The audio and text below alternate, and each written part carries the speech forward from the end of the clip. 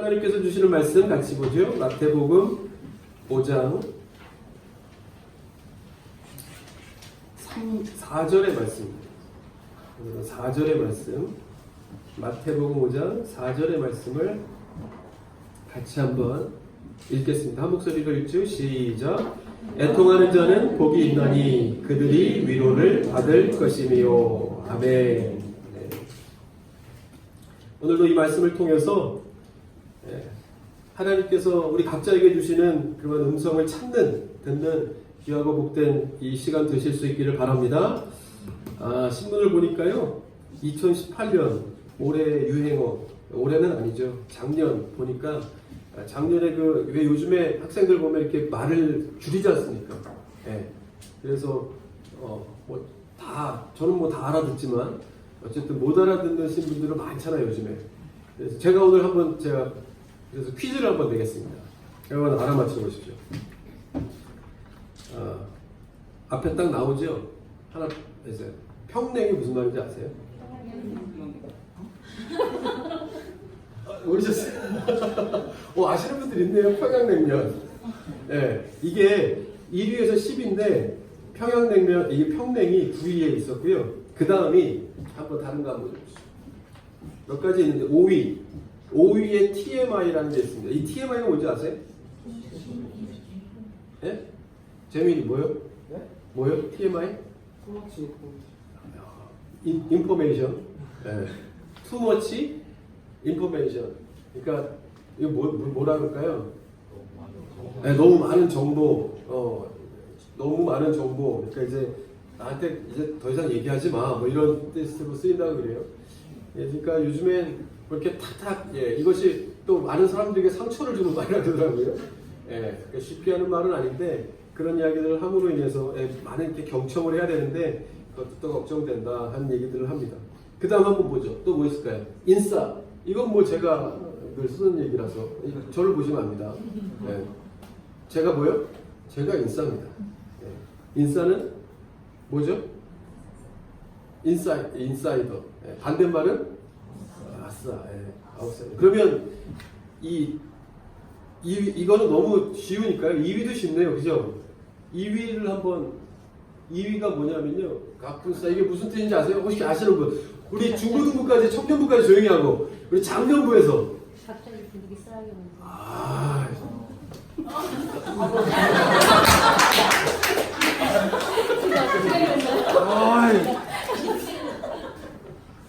아니 우리는 무슨 라면을 협찬받는 것 같아요. 생일도 라면이고 상품도 어떻게 교묘하게 그렇게 된 겁니다. 이게 저희가 뭐 의도하는 그 광고는 아니고요. 그러면 한 문제 더 할게요. 1위. 자, 문제. 네, 안에. 네. 나중에 찾아가세요. 자, 뭐라고요? 소확행. 소소하지만 확실한 행복. 2018년도에 유행했던 말 중에서, 줄임말 중에서 1위를 차지한 게 이 소확행. 제일 많이, 28.8%가 이 말을 많이 사용했다고 그렇게 나옵니다. 여러분, 소확행 이야기하는 대로 뭐예요? 소소하고 확실한 행복. 라는 말입니다. 이렇게 보면 여기서도 이렇게 좀 느낄 수 있는 것은 뭐니 해도 살아갈 때 중요한 것은 나의 행복이다 하는 그런 의미가 숨겨져 있죠. 예전에 우리 부모님 세대는 위로는 그 부모님을 또 섬기고 아래로는 자녀들에게 다 또 하고 본인들은 희생하고 이런 것들이 그냥 당연시되는 세대였다고 하면 이 세대가 이렇게 지나면서 이제는 또 그렇지만은 않은 것 같습니다. 이제는 어차피 이렇게 사는 거 내가 좀 오늘을 좀 행복하게 살아야 되겠다 하는 그런 마음들을 많이 갖게 되는 것 같습니다. 그래서 요즘 이 소확행이라는 말을 많이 하는데 뭐가 소확행이겠습니까? 아침에 일어나서 커피 한 잔에 그 향기를 맡으며 테라스의 문을 쫙 열면 산이 쫙 이렇게 딱 안개가 쫙 껴있는, 안 보이죠 그런 게? 뿌연 이게 미세먼지가 이렇게 쫙 껴있는 그런 걸 이렇게 보는 것도 소확행이고요. 또 바쁜 일상 중에 잠시 시간을 내어서 이렇게 드라이브를 하면서 바람을 쐬는 것도, 강바람을 쐬는 것도, 이것도 소확행입니다. 여러분들은 요즘에 어떤 작은 행복을 좀 느끼면서 사십니까? 거창하지 않아도 이렇게 작고 소소한 일들을 통해서 우리는 잠시의 행복을 얻을 수 있고, 잠시의 행복을 얻을 수 있고, 그 작은 행복도 소중하다 하는 그런 말이겠죠. 근데 지금 잠깐 제가 말씀드린 것처럼 이것은 잠시 주는 행복입니다. 잠시 주는 행복. 잠깐 우리에게 행복감을 주는 것은 사실이지만 이것이 우리를 행복한 사람으로 만들어주는 것은 아닙니다. 여러분, 우리가 알아야 할 것은, 그래서 행복은 잠깐의 어떤 느낌적인 느낌으로 오는 것이 아니라, 그러한 느낌으로 주어지는 것이 아니라 이 깨달음에서, 어떠한 것을 깨달음으로 인해서 우리에게 주어지는 것입니다. 그러니까 나의 지나온 삶을 이렇게 되돌아보면서, 아, 그래, 그때는 그것이 행복이었어. 지금 생각해보니까 참 감사한 일이야 라고 깨달아지는 거예요. 그것은 언제 생각해도 그렇습니다. 그러니까 뭐 결혼을 하고 아기를 낳고 아이가 막 돌을 지나고 아장아장 걷고 아빠 이야기하고 하면서 이렇게 커가는 것을 이렇게 보면서 참 감사하다. 그것은 지금 생각해도 참으로 행복한 일이다 하고 이렇게 깨닫는 것처럼 그것이 우리에게 주는 행복이 있는 것이죠.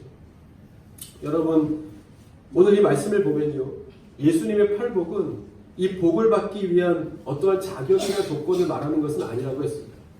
뭐요? 이 말씀은 행복을 얻고 또 유지하도록 만들어주는 어떤 성품, 신앙적인 태도, 영적인 자세를 말씀하고 있는 것입니다. 그러니까 사람들이 천국은 언제 어떻게 임하는 것입니까? 예수님께 물으니까 예수님 뭐라고 말씀하셔요? 천국은 여기 있다 저기 있다 이야기할 수 있는 것이 아니라 너희 안에 임했다, 너희 안에 있다, 그렇게 말씀하십니다. 그러니까 이것을 그 말씀으로 한번 연관시켜서 풀어보면 어떤 말씀이냐, 진정한 행복은 하나님의 나라가 내 안에 임하는 것만큼 더 행복한 것은 없지 않겠습니까? 그죠? 그러니까 내 안에 천국이 임하는 것, 그러니까 진정한 행복은 우리가 찾는 잠시 왔다 없어지는 행복이 아니라 정말 내 마음속에 쫙 임하는 그 행복은 무엇과 연관이 있다? 신앙과 연관이 있다, 내 믿음과 연관이 있다 하는 것을 알 수 있습니다. 그런데 좀 말이 안 되는 부분이 있습니다. 뭐냐면 이 말씀 8복을 쭉 보다 보면 여기서 이야기하는 8가지는 다 우리가 좋아하는 것입니까? 싫어하는 것입니까? 싫어하는 것입니다. 다 기피하는 것들입니다. 우리가 볼 때 이것은 행복이 아니라 오히려 불행의 요소와 같이 느껴집니다. 심령이 가난한 자, 애통하는 자, 온유한 자, 의에 줄이고 목마른 자, 긍휼히 여기는 자. 여러분, 가난은요, 마음이 가난하든 우리의 삶이 가난하든 어차피 가난한 것은 다 누구나가 싫어하는 것들입니다. 또 애통해한다. 이 애통해한다는 게 무슨 뜻이, 어떻게 느끼냐면 나에게 무언가 애통해할 만한 일이 생겨서 애통해한다. 슬퍼할 만한 일이 있어서 슬퍼한다라는 것으로 생각하는 거죠. 온유한 자가 복이 있다 생각할 때, 여러분, 온유한다는 것이 말씀에 나타난 온유하다라고 해서 그렇지, 우리의 삶 가운데서 어떤 사람에게 저 사람 어때? 물어볼 때 착해. 그러면 그 사람에 대해서 안다는 겁니까? 모른다는 겁니까? 그것만큼 두리뭉실한 표현이 없지 않습니까? 저 사람 어떤 사람이야? 착한 사람이야. 이 세상이 어떤 세상입니까? 요즘에는 비둘기같이 이 순진해서는 안 되고 뱀같이 지혜로워야 살 수 있는 세상이다. 그렇게 생각하는 사람들이 더 많죠. 그런데 여기서 이렇게 쭉 나열하면서 말씀하시는 예수님의 말씀을 잘 보면 거기에서 핵심적으로 말씀하시는 것이 무엇인가 하면 우리가 추구하면서 사는 행복은 너무 피상적이라는 겁니다. 구체적인 것 같지만 잘 보면 오히려 피상적이고 아주 표면적인 행복들이 많죠. 그래서 잠시 행복감을 줄 수 있을지는 몰라도 그것이 오래가거나 우리들의 본질적인 갈급함, 생명의 충만함으로 인한 그 만족함은 주지 못한다는 것을 이 팔복의 말씀을 통해서 예수님은 알려주고 있는 것입니다. 우리가 추구하는 것, 우리가 간절히 바라는 것으로는 우리가 완전히 행복해질 수 없다. 그러므로 예수님께서 오신 이유는 뭐예요? 그 온전한 행복을 너희에게 주기 위해서 왔다. 천국이 너희 안에 있다. 그것을 발견하는 눈이 필요하다는 것을 그대로 말씀하고 계신 것입니다. 그래서 소확행으로는 안 된다. 소확행으로 만족하지 말라는 겁니다. 뭘로요? 그 학행이 되어야 한다. 제가 만든 겁니다, 이거. 네. 크고 확실한 행복. 그것이 필요하다는 것을 예수님께서는 말씀하고 있는 것입니다. 바로 하나님 안에 있다는 것을. 자, 그럼 이런 이해를 가지고 오늘 두 번째 주시는 팔복의 두 번째 주시는 말씀이요, 애통해 하는 자에 대한 말씀입니다. 애통하는 자. 그러니까 누구도 애통하면 바라지 않죠. 여러분 애통하면서 살고 싶으십니까? 다 기쁘고 즐겁게 살고 싶습니다. 그래서 소확행이라는 게 필요하죠. 늘 본고하니까 그 순간이라도 내가 작은 것으로서 소소한 것으로도 내 행복을 느끼고 싶은 것이 현대인들의 삶인 것입니다. 역으로 얘기하면 그렇지 않습니까? 역설적인 것이죠. 그러니까 다 가능하면 기쁘고 즐겁게 살고자 합니다. 그것을 우리는 행복이라고 생각하면서 살지요. 마치 성경에 보면 어리석은 부자에 대한 이야기처럼 자기가 어떻게 될지 모르면서 오늘 쌓여져 있는 곡간을 보면서 즐거워합니다. 근데 그 말씀을 잘 보면요, 큰 곡간을 짓고 거기에다가 자기가 이 수확한 곡식을 다 쟁겨놓고 기뻐하지 못해요. 그 말씀을 보면 걱정합니다. 뭘로요? 다 넣고 남아 못 넣은 것을 가지고 걱정합니다. 이것을 어떻게 할꼬? 그만큼 채워진 것으로 기뻐하는 것이 아니라 남아있는 것으로 걱정합니다. 그러다가 잘 됐다. 내가 참 머리가 좋아. 어떻게? 이 곡간을 털고 더 큰 곡간을 지어서 거기다가 다 하면 좋겠다고. 그렇게 생각하고 행복해합니다. 근데 그때 뭐라고요? 하나님께서는 이 사람을 보고 뭐라고요? 어리석다. 왜냐면 너 운명에 대해서 다 알지만 내일에 대해서 어떻게 알아? 너 오늘 밤에 내가 너를 불러갈 거야. 오늘 밤에 내가 너를 불러갈 건데 그게 무슨 소용이냐? 그러니까 우리가 사실 이 살아가면서 우리가 정말 중요하게 생각해야 되는 것들은 생각하지 못하고 사는 경우가 많이 있는 것을 보게 됩니다. 그런데 주님은 진정한 그런 사람들에게 진정한 기쁨이 필요하다는 겁니다. 그래서 그 진정한 행복을 얻기 위해 반드시 통과해야 되는 길이 있는데, 그래서 기쁘게 살다가 정말로 그냥 그렇게 끝나버릴 것만 같은 인생으로 사는데 그것이 아니라 진정한 행복을 얻기 위한 길이 있다는 겁니다. 근데 그 길이 어떤 길이요? 애통하는 길이라. 애통의 길. 여러분, 이게 성경하고 다 좁은 길로 가라, 좁은 문을 선택하라고 계속해서 말씀하시는, 이 뒤에 이어서 말씀하시는 말씀과 다 일맥상통하는 것입니다. 온전한 행복을 얻기 위한 길이 있는데 그것은 애통의 길을 지나지 않으면 안 된다 하는 말씀과 같지요. 이만하면 되었다고 하면서 매일을 갈급함 속에 살아가는 우리에게 말씀하고 있는 겁니다. 더 진정한 행복을 얻기 위해서 잠시 왔다, 소소하게 왔다 지나가버린 행복이 아니라 내 마음속에 천국과 같이 임하여 늘 그것만 생각하며 기쁨을 얻고 살아갈 수 있는 그 길이 있다는 것을 예수님께서는 말씀하고 있는 겁니다. 어떤 신실한 기독교인이 있었는데요, 병든 어머니를 모시느라 결혼도 늦으면서 그러면서 어머니 이렇게 봉양하는 그런 아들이었습니다. 그런데 그러한 극진한 정성에도 불구하고 얼마 지나지 않은 어머니는 세상을 떠나고 말죠. 그런데 이 아들은 금방 그 슬픔을 극복하고 일상으로 돌아갑니다. 어떻게 했냐면 주위에서 위로해 주는 사람들이 막, 교회에서도 주님 뭐 천국에 갔으니까, 어머니께서 천국에 갔으니까 너무 많이 슬퍼하지 말라 하고, 자기 자신도 독실한 그리스도인이었으니까 내가 슬퍼하면 주위에 있는 사람들이 저 사람은 믿음이 없는가 보다 이렇게 생각할 거에 대한 우려, 여러 가지 생각에 빠르게 일상으로 돌아간 것입니다. 그래서 모든 사람들도 걱정하지 않았습니다. 다 정상적으로 모든 생활들이 정상으로 돌아갔을 것이라고 그렇게 생각했는데, 얼마 지나지 않아 이 사람에게 이상한 증세가 나타나기 시작합니다.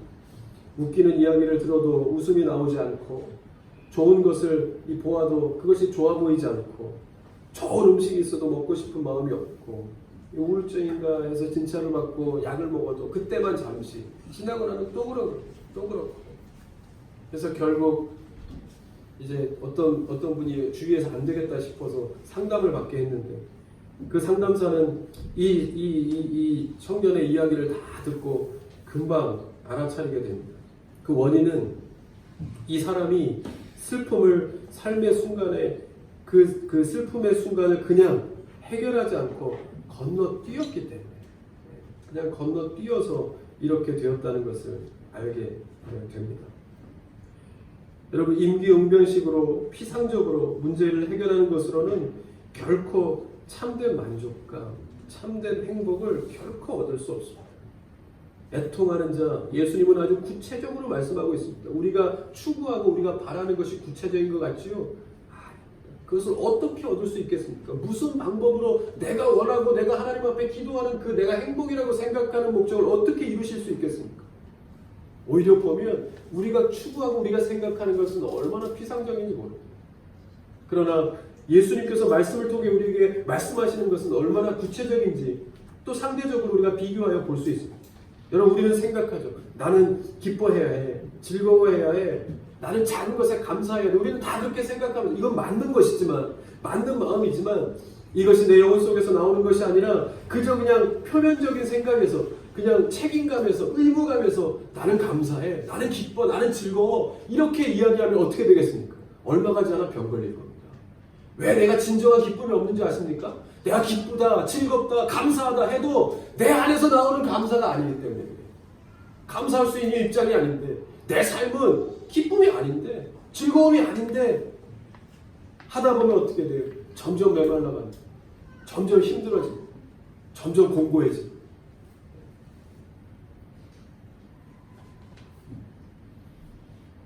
여러분 그러므로 이 아프실 때는 아프다고 말씀을 하셔야 합니다.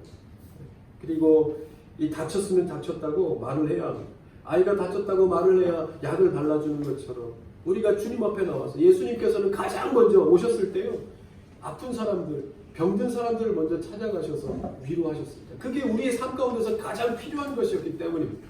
저와 여러분들에게 가장 예수님을 만나기 위해 애통의 길로 들어가기 위해서 가장 필요한 것이 뭔지 아십니까? 바로 그것을 발견하는 겁니다. 내 안에 있는가?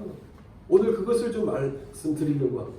뒤에 가면 조금 어려울 수도 있지만 이 말씀을 통해서 애통하는 자, 이 길을 통해서만이 우리가 온전한 평화, 온전한 평강, 온전한 행복을 맛볼 수 있다고 하는 예수님의 말씀이 무엇인지 오늘도 주님 주시는 지혜로 깨달을 수 있는 저와 여러분 다 되실 수 있기를 바랍니다. 그래서 여러분 말씀하십시오.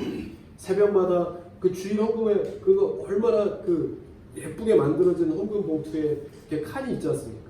거기에 헌금하시면서 기도 제목 써주시면 제가 잊지 않고 기도합니다.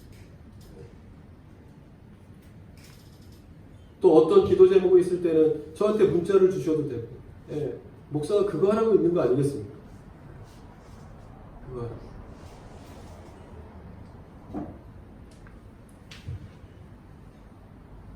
다 우리는 어떻게 보면 어떤 모양으로든지 애통해함이 다 있는 사람들입니다. 그죠? 예수님께서는 애통해하는 자가 그런 애통해하는 자가 복이 있다고 말씀합니다. 여기서 애통해하다라고 하는 말은요. 우리가 지난주에 말씀 나눴던 가난 아십니까? 마음이 가난한 자 할 때 그 가난은 절대 빈곤, 절대 가난이라고 얘기했죠. 그래서 다른 무엇으로도 채울 수 없고 거기에서 죽지 않고 다시 그 소망을 하나님께 두고 하나님으로만 채울 수 있다는 것을 고백할 수 있으니 복이다라고 말씀드렸죠. 오늘도 똑같습니다. 애통하다는 말은 극심한 슬픔입니다. 어떤 것으로도 위로받을 수 없는, 어떤 것으로도 위로가 될 수 없는, 치유받을 수 없는 슬픔을 말합니다. 많은 애통이 있지만 심령이 가난한 자, 가난한 자, 우리가 지난주에 봤던 마음이 가난한 자, 심령이 가난한 자와 관련되어져서 이 애통은 무엇에 대한 애통인가를 한번 가만히 생각해 보면 뭐에 대한 애통이겠습니까? 극심한 슬픔. 이것이요, 다른 어떤 것에 대한 슬픔이 아니라 뭡니까? 자기의 지은 죄로 인한 애통을 말합니다. 내 지은 죄. 내가 절대적 가난으로 인해서 하나님으로만 이것이 채워질 수 있고 오직 하나님만이 나의 소망이라는 것을 깨닫게 되면, 지난주에 말씀드렸죠. 깨닫게 되면 그때 어떤 현상이 일어나냐면 내 다른 것을 보는 것이 아니라 내 내면에 있는 모습의 상태를 발견하게 되는 겁니다. 예전에 몰랐어요. 근데 예수님께서 나에게 그 말씀이 다가오시면서 심령이 가난함을 발견하게 되면서 그 마음을 이렇게 바라보게 되는 겁니다. 그러면 예전엔 몰랐어요. 근데 빛이신 예수 그리스도가 내 안에 들어오시면서 보이지 않던 내 마음이 빛으로부터 이렇게 멀어지면 꺾으면서 안 보이잖아요. 근데 이렇게 빛으로 가까이 가면 점점 비추어져서 보이는 것처럼 그동안에는 어두워서 몰랐는데 빛이신 예수님이 내 안에 오시면서 내 안에 내 내면의 상태가 보여지게 되는 거예요. 깜짝 놀라게 되는 거예요. 내가 교회를 얼마나 다녔는데, 내가 얼마나 열심히 봉사를 했는데, 내가 집사인데, 내가 장로인데, 내가 몇 년 동안 교회를 다니면서 열심히 이렇게 예수를 믿었는데 내 마음의 상태를 보고 깜짝 놀라는 것. 내가 자랑했던 이런 상태를 갖고 내가 자랑하고 내가 지금까지 믿음 생활을 했는가? 그러면서 내 안에 내가 알지 못할 때 받은 상처들 또한 발견하게 되는 겁니다. 그게 이것 때문에 그랬구나. 여러분 막 이렇게 하다 보면 내가 욱할 때가 있지 않습니까? 그거 보면 예전에 거기에 대한 어떤 트라우마나 이런 게 있기 때문에 그 사람이 나한테 그것을 주기 때문에 이 조건을 제시하기 때문이 아니라 오히려 내 안에 그거에 대한 치유되지 않은 상처가 있기 때문에 표현되어지는 것들이 많지 않습니까? 이런 것들을 발견하게 되는 겁니다. 내 안에 온전하게 치유되지 않은 상처들이 있었구나. 내가 믿음 생활을 잘하는 것 같았지만 내가 이렇게 하면서도 힘들었던 이유가 아직 내 내면에 비추어지지 않는 예수 그리스도의 빛이 온전하게 비추어지지 않았기 때문이었구나 하는 것을 깨닫게 되는 것입니다. 여러분, 그래서 직분이나 자리에 얽매여져 있으면 우리의 영혼의 실상은 절대 보지 못합니다. 나는 목사야, 나는 장로야, 집사야 하는 직분에 매여 있으면 자신의 영혼의 상태는 절대로 볼 수 없습니다. 그것은 교회를 원활하게, 기억하십시오, 그것은 교회를 원활하게 운영하기 위한 조직일 뿐이지 그것이 곧 내가 얼만큼 하나님 나라에 가까이 갔다 하는 것에 대한 계급이 아니라는 사실을 기억하셔야 합니다. 그것을 다 내려놓고 하나님을 향해 간절한 심령으로, 가난한 심령으로, 하나님 내가 어찌 지금까지 예수를 믿었는데 이 정도밖에는 안 됩니까? 하는 애통해하는 심령을 찾게 될 때 그 사람이 뭐예요? 복 있는 자리에 있는 사람이다 하는 것입니다. 그것이 먼저예요. 목사도, 장로도, 집사도, 성도도 그것보다 이것이 가장 중요한 일이다. 하나님의 은혜의 빛을 경험하지 못하면 자신의 부족함을 절대로 깨달을 방법이 없습니다. 방법이 없어요. 그러면 다른 사람들의 허물만 보는 거죠.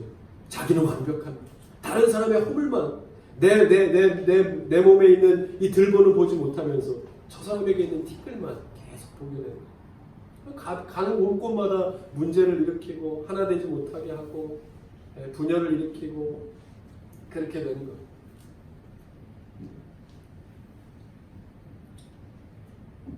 여러분, 베드로가 예수님을 만났을 때 가장 먼저 했던 고백을 기억하십니까? 베드로가 예수님을 딱 만나서 고기를 확 낚게 되니까 이제 나는 이 인생 대박 났다고 그렇게 이야기하지 않습니다.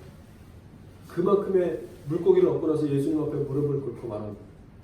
나는 죄인으로서 나를 떠나소서 이렇게 이야기합니다.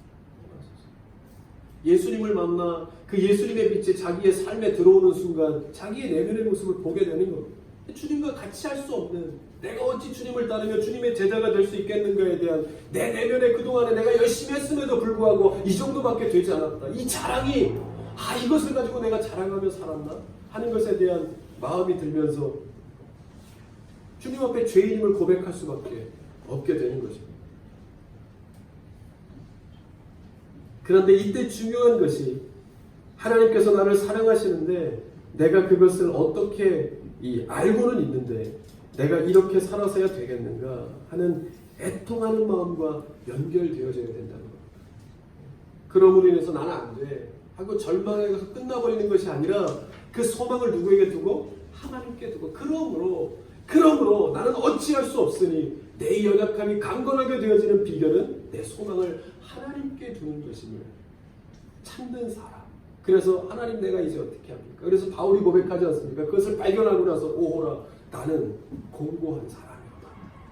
이 사람이 복 있는 사람이다. 성경은 말하는 겁니다. 어찌되었건 지금의 상태가 중요한 것이 아니라 그것을 발견하고 그것을 가지고 그대로 애통해하는 심령으로 하나님 내가 이것을 어찌하겠습니까? 이 일을 어떻게 해야 되겠습니까? 하고 주님 앞에 들고 나가는 사람이 복 있는 사람이라는 겁니다. 내가 전전긍긍 해봤자 지금까지 해결된 일이 없었고 하나님이 일 가운데서 여러분 그런 거 있지 않습니까? 무슨 일을 주시든지 그것만으로 해결하고 넘어가는 일들이 있을까? 제가 단백질이 떨어져서 오늘 이렇게 말을 좀 자꾸 헛나오죠.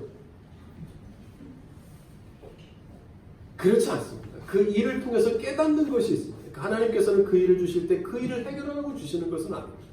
그 일을 통해 우리로 하여금 다시 하나님을 바라고 다시 하나님의 뜻을 찾고 여전히 그 가운데 계시는 하나님의 시선을 되찾기를 바라시는 하나님의 의미가 있다 하는 것을 알 수 있는 겁니다.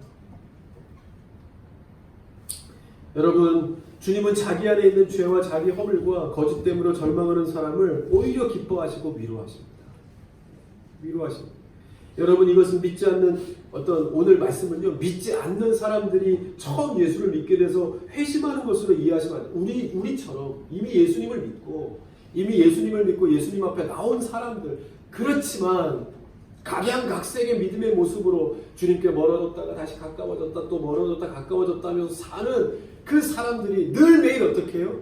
내 마음속을 들여다보고 말씀으로 내 내면을 들여다보고 영적인 상태를 확인하고 그것을 가지고 애통해하는 마음으로 하나님을 찾을 수 있다고 하면 다른 모든 것을 떠나 그것 자체로 인하여 복 있는 사람이라고 성경은 우리에게 말씀하고 있는 것입니다.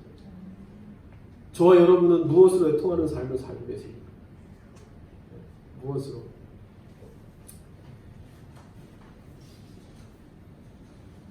제가 지난주에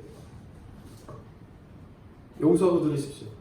갑자기 떠올라서 지난주에 지난주 주일 전부터 저희가 이제 후원이 들어오는 것에 한 40만 원 정도가 50만 원 정도가 꼈습니다. 이번에 들어올 때 걱정이 되겠습니까? 안 되겠습니까? 되죠. 계산을 막 하는데 이거는 제 마음속에서 그 마음이 안 떠나는 겁니다. 근데 참 지금 결론적으로 말씀드리면 하나님께서는 다 채워주셨는데 순간순간 그것이 이렇게 툭툭 떠오를 때마다 설교 준비도 그렇고 먼 산을 바라보게 되고 또 지난주부터 계속 그런 겁니다. 월요일도 그랬고 화요일도 그랬고 계속 하루에 한 두세 번씩 잊자 하면서도 계속 그 생겨나고 현실적인 문제들은 어떻게 할 수 없는 겁니다. 그런데 목요일쯤 제가 이렇게 설교 준비를 하는데 금요일인가요? 문자가 이렇게 띵 오는 겁니다. 근데 정말 거기에 문자가 이렇게 죄송합니다. 40만 원 이렇게 딱 찍히는 겁니다. 근데 어디에서도 그렇게 들어올 것이 없거든요. 그 액수가 들어올 것이 없습니다. 근데 그리고 나서 제가 소름이 이렇게 쫙 끼쳐서 누가 보냈는지를 봤죠. 그랬더니 저희와는 전혀 상관없는 분이 헌금을 해야 되겠다는 마음이 들어서 보내신 겁니다. 근데 왜 그 액수를? 그래서 제가 그 자리에서 회개했습니다. 어찌할 수 없습니다. 오라. 나는 공부한 사람. 그렇게 무수한 홍해를 가르고 만나와 메추라기를 먹여서 여기까지 이르게 했는데 마치요 문자가 오는데요. 하나님이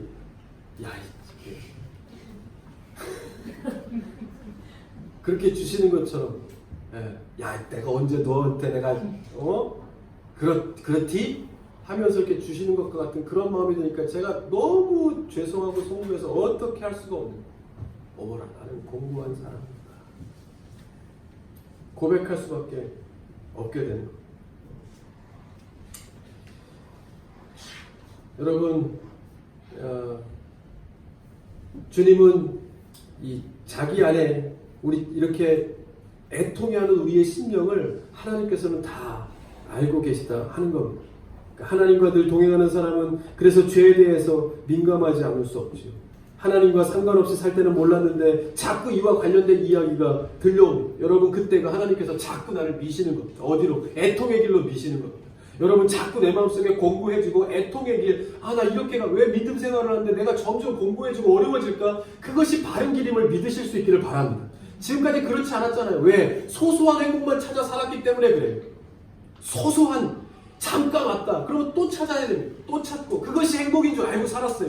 그러나 하나님은 초청하시는 겁니다. 여러분들을 바꾸어야 된다. 체질을 바꾸어서 이제는 하나님께서 주시는 영혼의 빛으로 내 영혼의 내면의 상태를 보고 애통해하면서 그 마음을 갖고 하나님 앞에 나와야 온전한 큰 확행을 얻는 길이 이 길인 것을 말씀하시는 겁니다.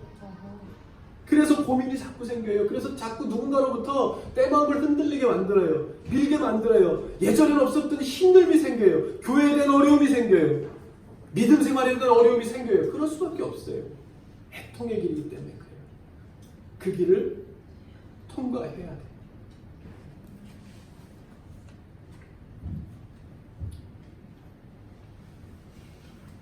하나님과 떨어져 있을 때는 뭐가 죄인지, 이게 큰 죄인지 작은 죄인지 잘 모릅니다. 그러나 하나님과 동행하면 할수록 작은 것에 민감해지기 시작합니다. 이것이 정상적인 것이고 하나님께서 일하시고 계시다는 증거입니다. 예전에는 마음에 안 찔렸는데 이제는 그것이 마음에 찔려요. 마음에 부담감이 와요. 점점점. 왜? 하나님이 계속 만지시는 겁니다. 만지시는 거예요. 여러분 계속 만지실 겁니다. 왜? 제가 해야 될 일이 그거기 때문에 그래요. 제가 하나님 나라 가기 전에 해야 될 사명이 그거예요. 너 뭐하고 왔냐 하면 할 말이 없어요. 할 말이 없지 않습니까? 여기 있는 여러분들, 여기 있는 이분들조차도 하나님 나라를 알지 못하게 했다고 하면 제가 뭐예요? 지금까지 여러분 제가 목사 되는 길하고 의사 되는 길하고 비슷해요. 시간, 과정은 비슷해요.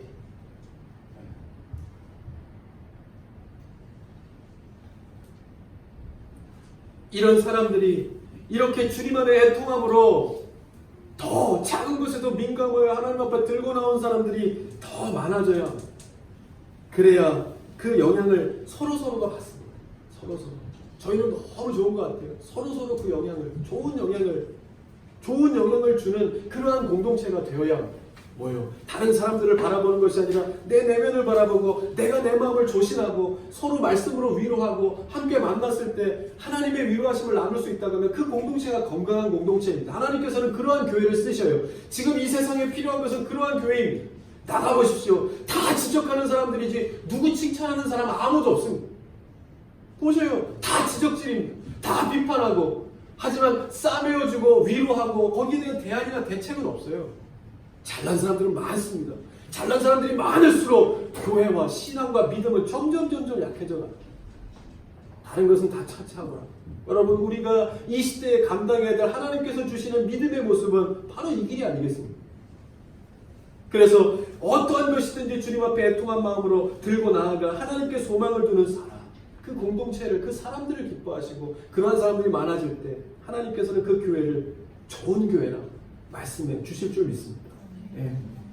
어떤 집사님 한 분이 사업의 성공을 위해서 다 버렸던 사람이에요. 예. 제가 금요일날 지난번에 한번 말씀드렸는지 모르겠지만 가족도 교회도 다 뒤로하고 성공을 위해서 그냥 달렸습니다. 다 뒤처지더라도 나중에 찾으면 되겠지. 그런데 최고의 자리에서 하나님께서 그 마음을 돌이키시게 하십니다. 뭔가 마음에 안 들었기 때문이시겠죠. 알긴 알았습니다. 왜? 이분도 마음속에 계속해서 애통함이 왔어요. 하나님이 계속 경고를 주십니다. 기회를 주셔요. 근데 무시했죠. 성공을 위해서, 내 확실한 행복을 위해서 그 인생을 다 걸었어. 그리고 마지막 순간에 하나님께서 그 삶을 돌이키게 하십니다. 사업의 어려움을 통해서 망하게 하심으로 하나님께서 다시 돌아오게 됩니다. 대신에 잃었던 가족도 다시 되찾게 되고 성실한 물질 생활을 하게 되고 자기가 주도하여 살던 삶에서 하나님께 맡기는 삶으로 병행하기 시작합니다. 너무 많이 잃은 것 같았지만 오히려 소확행이 아니라 크확행을 얻었다는 믿음의 확신이 오기 시작했습니다. 교회 봉사도 더 많이 하고 하나님을 더 예배하게 되고 예전에는 모든 것이 다 남의 탓, 안 돼도 남의 탓, 잘하면 내 탓 그렇게 했었던 그런 삶에서 하나님께 맡기고 하나님의 방법대로 삶을 살아가는 그런 신앙의 모습을 다시 배우게 됩니다. 여러분 성경에서 보면 늘 은혜가 되는 말씀은 좋은 말씀이고 위로가 되는 말씀입니다. 그러면 아직도 멀었다는 얘기죠. 오히려 어떤 말씀이 나의 마음, 내 내면을 들여다보게 하는 마음, 그런 말씀들은 예전에 이렇게 비껴놨죠. 그러나 그 말씀이 내 안에 아프지만 들려올 때 그때부터가 시작인 것입니다.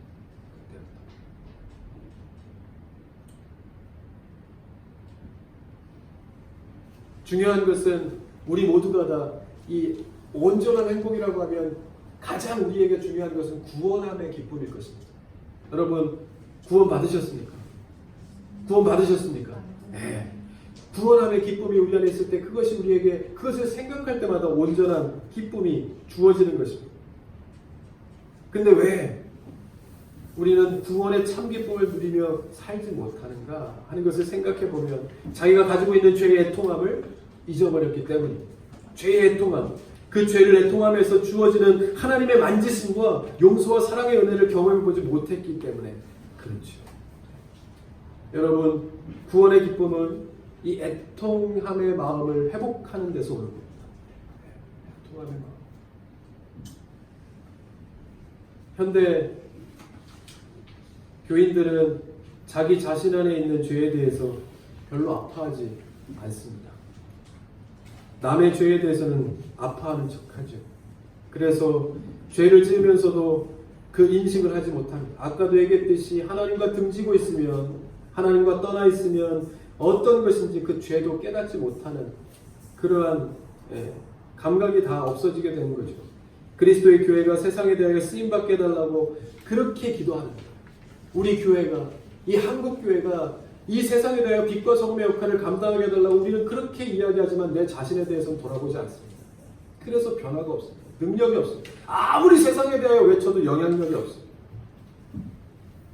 여러분 생각해 보십시오. 지금까지 한국교회만 보더라도 기독교 역사 가운데서 어떤 영적 부흥도 우리가 그래 오늘부터 부흥하자 하고 결단 그렇게 해서 된 적은 한 번도 없습니다. 뭐요? 어떻게 됐습니까? 성도가 보이지 않는 성도, 어떤 지도자, 목사, 그게 아니라 보이지 않는 곳에서 성도 한 사람, 신실한 성도 한 사람이 애통해하면서 하나님 앞에 눈물 뿌려 기도하면서 그렇게 세상에서 이렇게 부인하고 감당하지 않으려고 하는 이러한 8가지의 법, 세상에서는 추구하지 않는 이런 행복을 추구해 가면서 세상에서 사회에서 감당할 수 없는 일들을 도맡아 두 손 걷어붙이고 그렇게 나아가서 투자하고 하는 그러한 교회를 보면서 충격을 받고 나도 동참해야겠다 하는 그러한 자발적인 그러한 생각으로 나와서 교회와 동참한 사람들 한 사람 한 사람을 통해서 교회는 성장하고 부흥하고 발전해 온 것입니다. 여러분, 우리가 이 애통함의 마음을 회복하고 구원의 기쁨 가운데 살기 위해 우리가 꼭 기억해야 할 것이 있습니다. 꼭 기억해야 할 것. 중요한 것 한 가지입니다. 이것만 말씀드리고 마칠게요. 한 가지는 우리가 잘못된 거룩함, 경건주의를 회복해야 됩니다. 다시 말하면 율법적인 행위에 우리의 눈을 맞추는 것을 피해야 합니다. 우리가 이것만 하면 내가 믿음 생활하는 것처럼 생각하면 안 된다는 거예요. 저희가 요즘에 예배 시간 지키게 하고 있죠. 예배 시간을 지키는 것. 물론 율법도요, 죄를 깨닫게 하는 은혜가 있고 또 형식도 중요한 것입니다. 형식도 우리의 마음을 다 잡아주는 그런 역할도 하죠. 하지만 그것이 너무 지나치다 보면 본질을 훼손시킬 우려가 있다고 하는 겁니다. 말씀에서 말씀하는 것들에 대하여만 관심을 갖는 것. 이것이 경건주의의 회복입니다. 이것도 중요하지만 그것으로 인해서 만족해하면서 더 깊은 곳에 하나님을 향한 우리의 영혼의 외침에 외면하는 마음들을 내려놓고 하나님의 말씀에 귀 기울이는 것입니다. 이것을 바울은 표면적 유대인이라 이렇게 이야기합니다. 그러니까 로마서 2장 28절 29절에 보면 무릇 표면적 유대인이 아니요 표면적 육신의 할례가 아니라 오직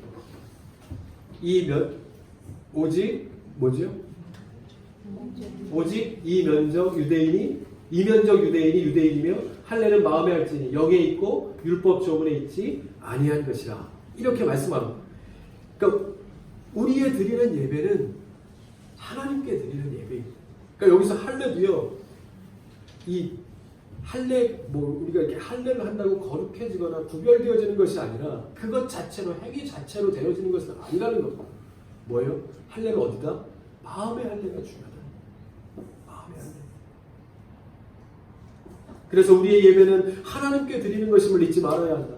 내 마음의 만족함을 위해서 드리는 것이 아니라 내가 출석함으로 인해서 그것으로 되었다 끝나는 삶이 아니라 거기에서 한 걸음 더 그래서 소확행으로 만족하는 것이 아니라 그 확행이 하나님 안에 있음을 그렇구나 애통함의 길이지만 이것이 확실히 하나님께서 주시는 행복을 얻는 길임을 확신하고 나아가는 믿음의 발걸음이 진정한 복 있는 자의 발걸음임을 예수님께서는 깨닫기를 원하고 계십니다. 여러분, 저와 여러분이 올 한 해 2019년도 예람들에서 그 믿음의 걸음을 걸으면서 애통의 길일지라도 믿음으로 나아가서 이 하나님께서 주시는 크고 확실한 행복을 부여잡는 저와 여러분 다 되실 수 있기를 바랍니다. 그것이 저와 여러분들의 책임, 아니 저의 의무이고 저와 책임일 것입니다. 하나님께서 제게 주신 것, 제게 알게 해주신 것, 그것을 여러분들에게 설명하고 알게 할 수 없습니다. 우리가 예배할 때 우리 가운데 계시는 성령께서 우리의 마음을 다 만져주셔서, 그래서 오늘 우리 가운데 있는 애통함의 마음이 무엇인지 다시 한번 그것이 내려놓을 것이 아니라 그 길을 가물으면서 온전한 행복이 너에게 있다는 것을 말씀하십니다. 그 하나님을 만나 귀하고 복된 오늘 이 예배가 다 되실 수 있기를 주님의 이름으로 간절히 축복드립니다. 아멘. 우리 같이 찬양하면서 한번 기도하죠.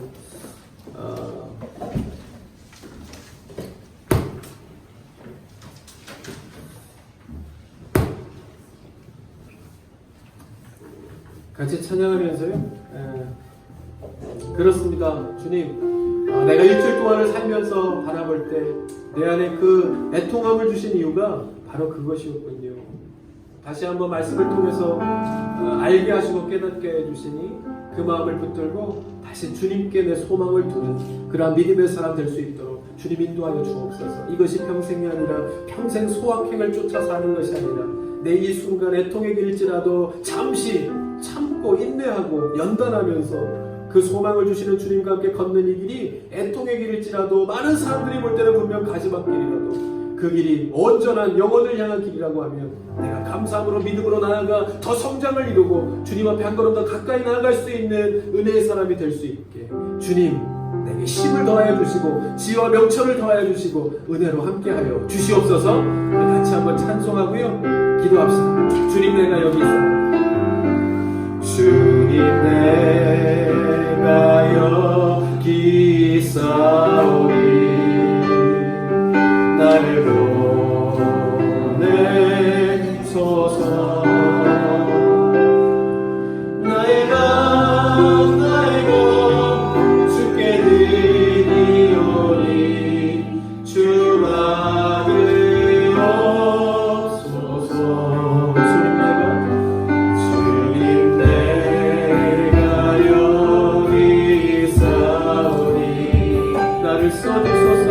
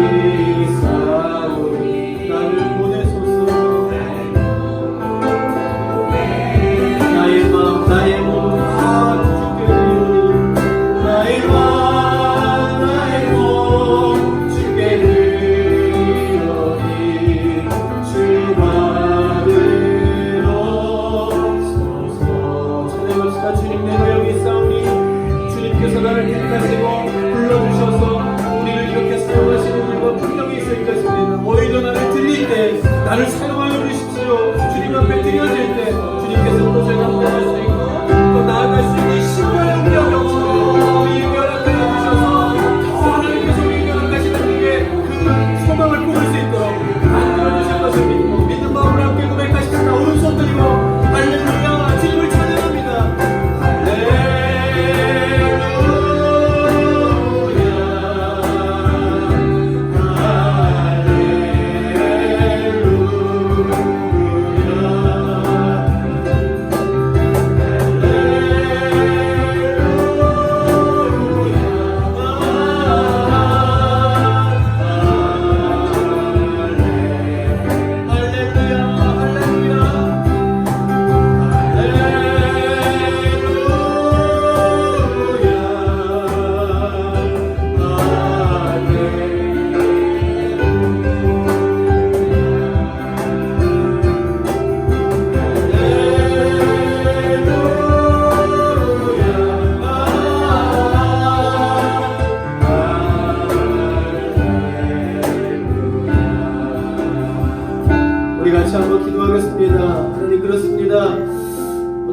심령이 있다라고 하나님 앞에 고백할 때 그동안에 내게 주어진 모든 것들 다시 한번 내 마음속에 있는 애통함이 어떤 것인지 다 아신 하나님 앞에 그 모습 그대로 들고 나아갑니다.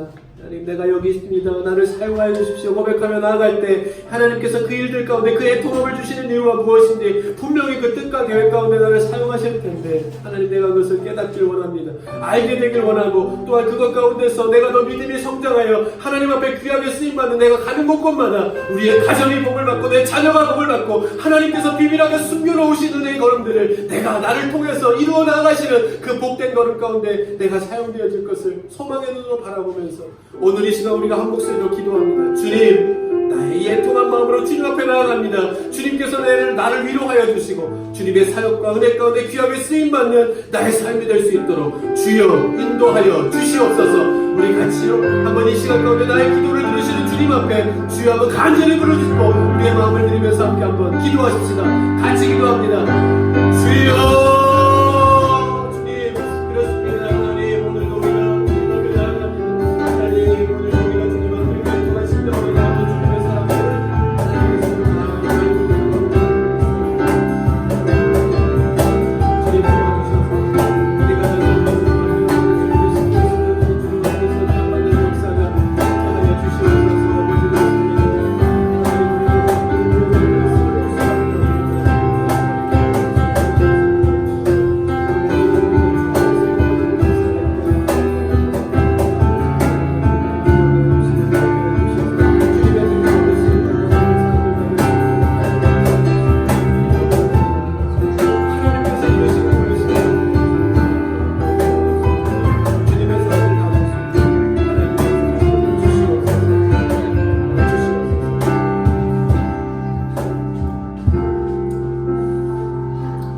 감사합니다.